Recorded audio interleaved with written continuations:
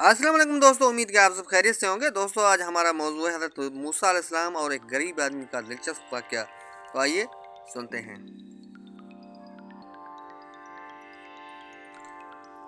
हज़रत मूसा अलैहिस्सलाम अल्लाह ताला के इंतहाई बरगज़ीदा पैगम्बर थे। आपको मूसा कलीमुल्लाह इसलिए कहा जाता था कि आप अल्लाह तबारक व तआला से पूरे तौर पर जाकर बातें किया करते थे। आप अलैहिस्सलाम का एक उम्मती था जो बहुत ज़्यादा गरीब था। उसके घर कई कई रोज़ फाके रहते थे। एक मरतबा उसकी मुलाकात हज़रत मूसा अलैहिस्सलाम से हुई।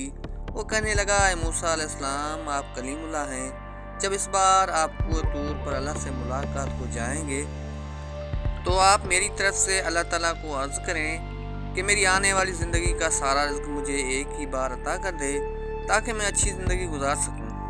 हज़रत मूसा अलैहिस्सलाम ने उसकी फ़रियाद अल्लाह की खिदमत में पेश कर दी। अल्लाह ताला ने उसकी फ़रियाद कबूल फरमा दी और उसको चंद भेड़, बकरियां, गंदम और कुछ मज़ीद चीज़ें अता कर दी। उसके बाद हज़रत मूसा अलैहिस्सलाम अपने रोज़ाना के कामों में लग गए। फिर कुछ अर्सा गुजरने के बाद हज़रत मूसा अलैहिस्सलाम को वो बंदा याद आ गया।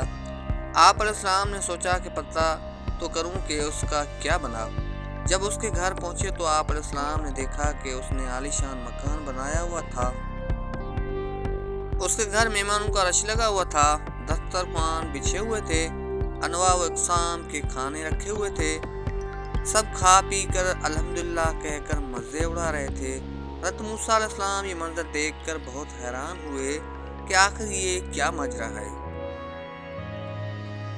कुछ दिनों के बाद पूरे तौर पर अल्लाह से मुलाकात की तो अल्लाह पाक से फरमाया, ऐ परवरदिगार आलम, आपने इस बंदे को जो रिज़्क दिया था वो तो बहुत कम था, लेकिन आज इस बंदे के पास कई ज़्यादा नेमतें हैं।